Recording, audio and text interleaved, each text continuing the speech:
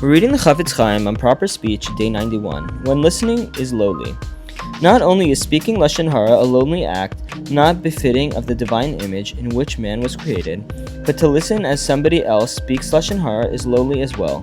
The Torah states, "Do not accept a false report." The Chofetz Chaim is apparently of the opinion that merely paying attention to Lashon Hara being spoken constitutes giving it some degree of credence, and it is in violation of this prohibition.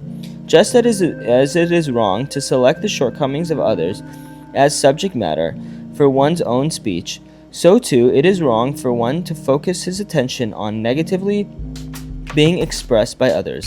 Just as it is wrong to cause harm to others by way of speech, so too it is wrong to serve as a listener as potentially harmful information is being conveyed. In short, derogatory or harmful speech should never earn one's attention. Listening to Lashon Hara, even if one does not believe it is in violation of a Torah prohibition. The need to talk.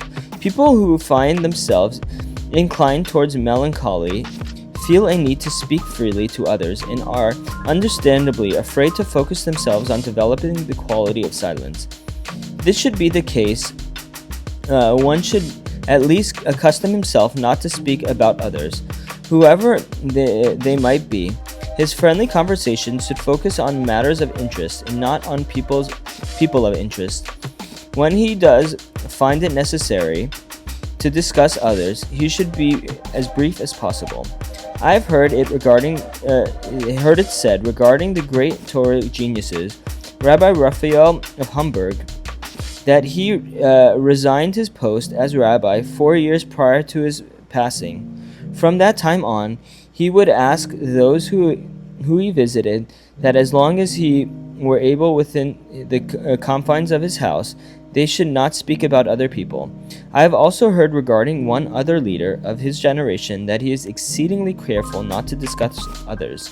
Certainly one must be careful not to discuss a storekeeper with his competitor, nor a craftsman with other members of his craft. Such conversations often lead to Lashon Hara, especially when the storekeepers or craftsmen are known to bear ill will towards one another. This restriction applies not only to singing the storekeeper's praises, regarding which the sages warned.